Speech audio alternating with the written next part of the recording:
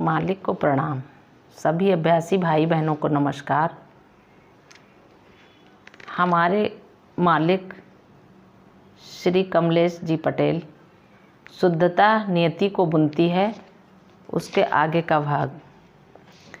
लाला जी महाराज कहते हैं, मन की संतुलित अवस्था विभिन्न परिस्थितियों में अपनी सारी क्रियाओं के प्रति मनुष्य के सही दृष्टिकोण की सूचक है।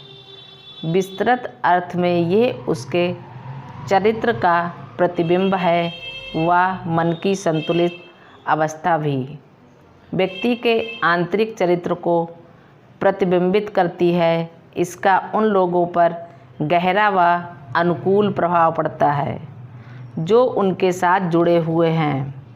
इसका अर्थ है कि जिस व्यक्ति का मन संतुलित होता है तो जो लोग उसके संपर्क में आते हैं, जैसा मैं आपको पहले बता चुका हूँ, समस्तरीय पारस्परिक संबंधों में, तो उन पर उसका लाभकारी प्रभाव पड़ता है। वह संतुलन उनकी भी बातचीत में प्रकट होता है, चाहे वह गंभीर और लंबी हो अथवा हल्की और छोटी हो, जो उत्तेजना या भावनात्मक विस्फोट से विहीन हो, लेकिन स्वयं की तत्पर, व्यवस्थित तथा सभ्य अभिव्यक्ति हो। एक शुद्ध हृदय जिसका संपर्क स्रोत, गुरु या आधार से होता है, स्वाभाविक रूप से शुद्धता उसमें उदारता एवं प्रेम के साथ प्रवाहित होने लगती है। वह तत्काल एक छाप छोड़ देती है और वह सने सने सबके मन में गहराई से स्थापित हो जाती है। आवाज़ के ऊंचे स्वरों या किसी प्रकार के उतार चढ़ाव से बचाव के लिए अपनी आवाज़ को आवश्यकतानुसार नियमित करना चाहिए, क्योंकि ऊंचे स्वर क्रोध का प्रतीक हैं और क्रोध आध्यात्मिकता के लिए जहर है।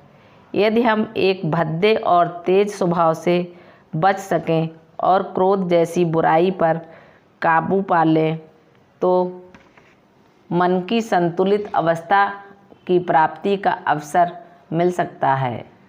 इंसान की कमजोरी आत्मसम्मान एवं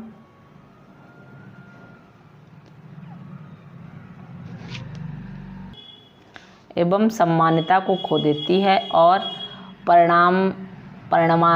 परिणामतः दुख को जन्म देती है। यह दिव्य कृपा के प्रभाव को रोकती है।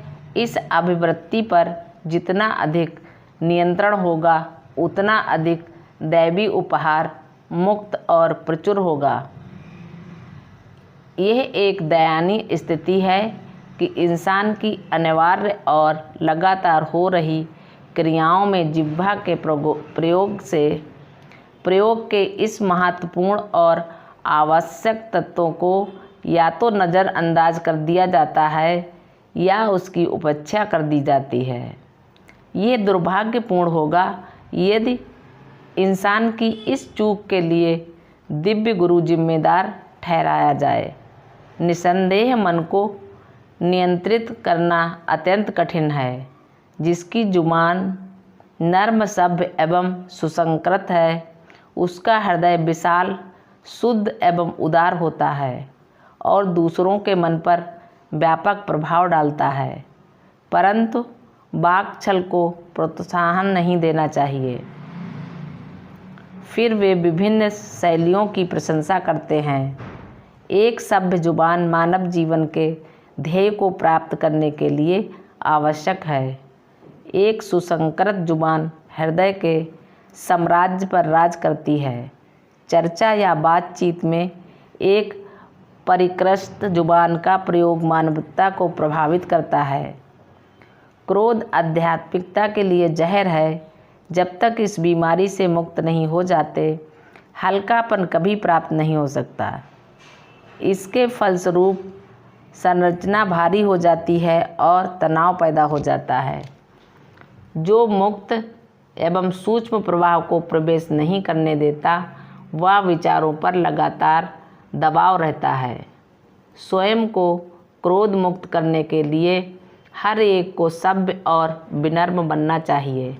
उसे स्वयं को ऐसा बनाने का प्रयास करना चाहिए ताकि शरीर के हर भाग में एक ही रंग प्रवेश करे।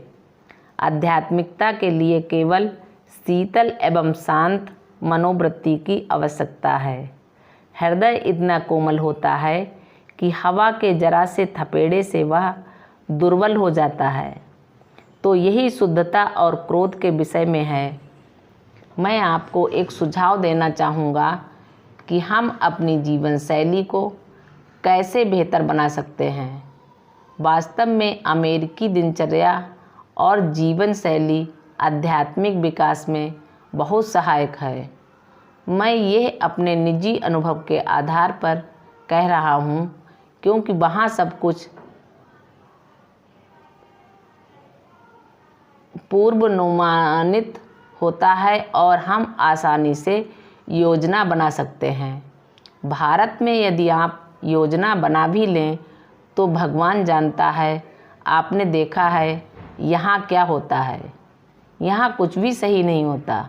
अतः वहाँ की जीवन शैली आध्यात्मिक अभ्यास में आध्यात्मिक सहायक है और उसके कारण हम आध्यात्मिक रूप से तेज़ी से प्रगति कर सकते हैं।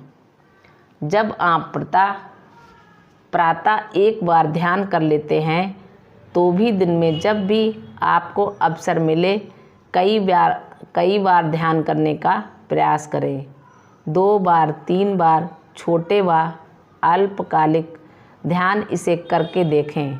साथ ही नियमितता भी बनाकर देखें। अपने समय को निश्चित कीजिए। विभिन्न समयों पर ध्यान करने के बजाय एक निश्चित समय पर करें। जैसे एक दिन आप 6 बजे 1 घंटे का ध्यान करते हैं, फिर दूसरे दिन 5:30 बजे ध्यान आरंभ करते हैं, किसी और दिन आप 8 बजे ध्यान करते हैं। इस प्रकार भले ही आप 2 घंटे ध्यान करें, वह उतना प्रभावशाली नहीं होगा। एक बार आप निश्चित समय पर अभ्यास करने लगते हैं, जैसे प्रतिदिन 6 बजे या 5 बजे या 8 बजे, तो उसका अधिक प्रभाव होगा। चाहें तब आप आधा घंटा ही ध्यान करें, सब ठीक है, परंतु एक समय निश्चित करना अत्यंत महत्वपूर्ण है। अतः कृपया इसे करके देखें और देखें कि कैसे है आपके बोध और अनुभवों को बदल सकता है। 1 सप्ताह करके देखें और आप जान जाएंगे कि यह आपके लिए क्या करता है। मालिक को प्रणाम। सभी अभ्यासी भाई बहनों को नमस्कार। धन्यवाद।